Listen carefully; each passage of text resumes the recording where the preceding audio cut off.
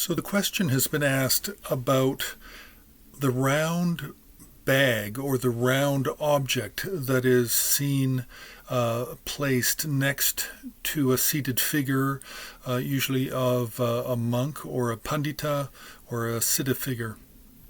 This round object is actually a bag. It's meant to be a bag in modern times, and that's how it's explained. And we see it both in painting and sculpture. And there are three main figures where this round bag can be really commonly found. And that is with Jowo Atisha, the founder of the Kadam tradition, then with Arya Nagarjuna, and then with Yogeshvara Virupa, the Mahasiddha Virupa.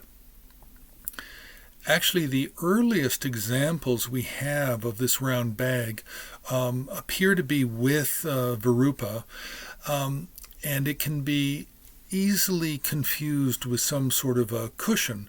And in fact, we don't know. The early artists may have been trying to draw a cushion because, based on the narrative of Virupa, he's often raising either his right arm or his left arm to the sky with a wrathful gesture pointed at the sun to stop the sun in the sky so that he can continue to drink at a local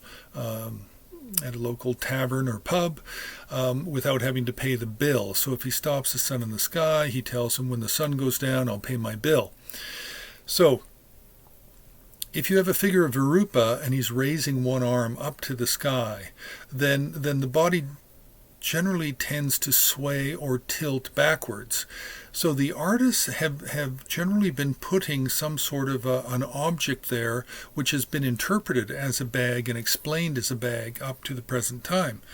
Now we do find this with other figures such as Atisha and Nagarjuna, although the earliest forms we find in Tibet are with Virupa.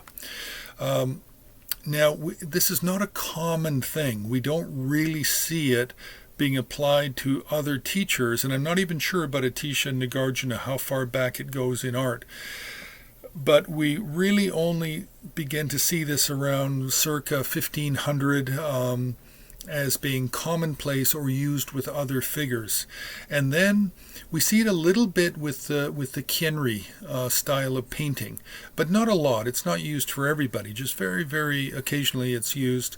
Then with the new Menri system, not the traditional Menri, but the new Menri of Choying Gyatso in the 17th century. After the 17th century, then we see it used a lot. It's employed a lot in new Menri. I've really not seen it with a lot of Eastern Tibetan Khyenri painting styles.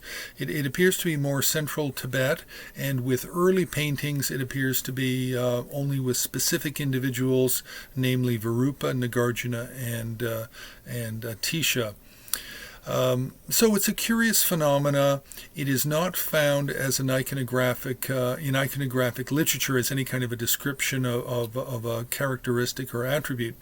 So it really does appear to be an artistic convention of some sort, and we just have to look at it a little bit more carefully to see if we can pin down some real dates when it became a true convention that was borrowed by other artists indiscriminately.